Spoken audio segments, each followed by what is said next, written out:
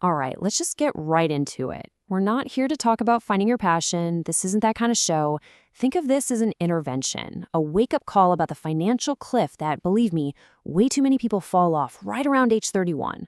It's a silent, ticking time bomb. Seriously, let that one sink in for a second. This is not a drill. If you're just kind of coasting through your late 20s, showing off on Instagram with stuff you can't afford and just, ignoring the future, you're not just playing with fire, you're literally at the front of the line for a complete financial meltdown. And this is the part you really gotta get. 31 isn't just another birthday cake. It's the moment the universe shows up and hands you the bill for everything. Every dumb purchase, every weekend you should have been learning a skill instead of partying, all that denial for the last 10 years, well, the bill is due, and there are no more extensions. So we're going to rip the Band-Aid off and break down 4 brutal truths that lead to this doomsday. And look, this isn't to scare you, it's to wake you up. We'll talk about why your job sees you as an old engine, the nightmare of being a sandwich generation with no cash, how you become a burden to your friends, and finally, is that basic health plan really going to save you? Let's jump into the first one. Okay, first bitter pill you have to swallow is about your career. You know how they say we're all a family here? It's a lie. By the time you're 31, if you don't have some very specific, high-value skills, you're just an old, expensive piece of equipment they're already looking to replace with the cheaper model. I know this is harsh, but you have to hear it.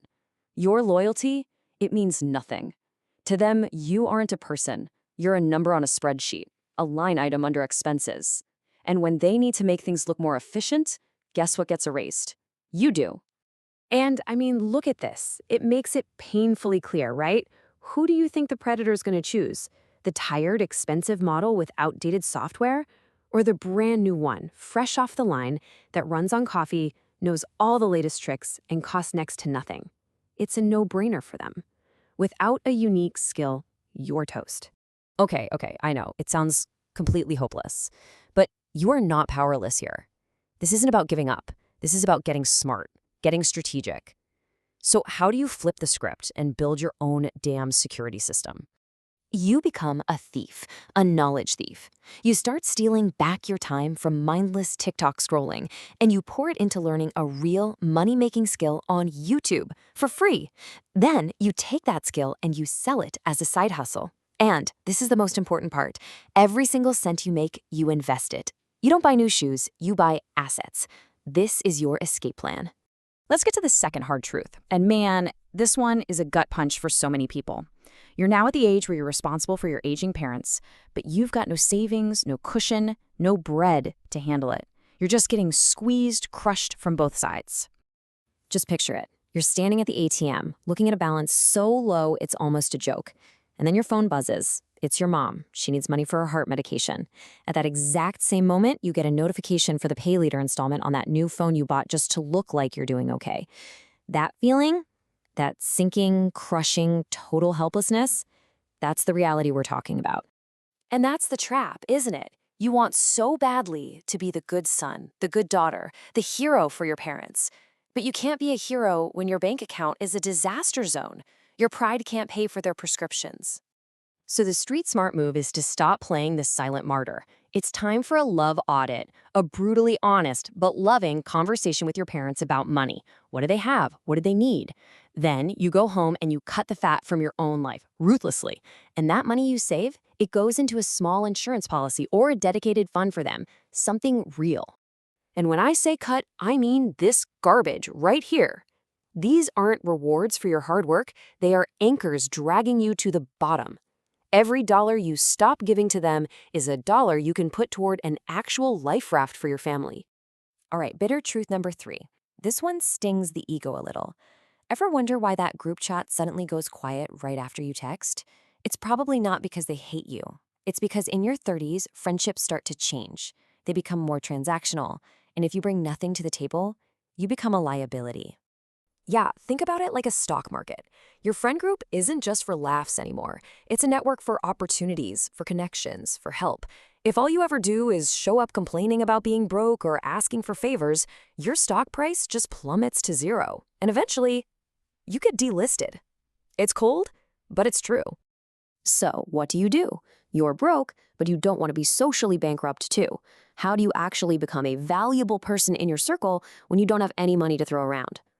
You pivot hard. You ditch the friends who only care about showing off, and you find the people who are hungry, the ones actually building things. And you don't show up with your hand out. You show up with your hands ready to work. You offer your time, your skills. Be useful. Help them with something. Trust me, in a circle of builders, a useful person is worth more than a rich one. You build your value with sweat.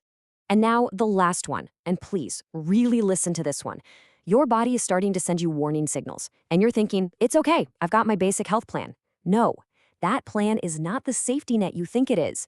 For real, it could be a financial death sentence just waiting to be signed. This is the sentence that should be burned into your brain. Your basic insurance, yeah, it pays for the medical bills, but it does not pay for your life. It won't pay your rent, it won't pay for groceries, it won't keep the lights on while you're out of work for 3 months. A health crisis instantly becomes a financial crisis, and your basic plan won't do a thing to stop it. So the answer isn't some fancy insurance plan you can't afford.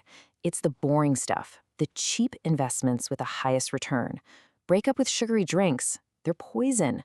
Start walking every morning. It's free. Maybe try fasting a couple days a week. And get a tin can, seal it, and start putting cash in it every single day. That physical cash will save your life in a way a credit card never could. Look, I'm just going to say it plain.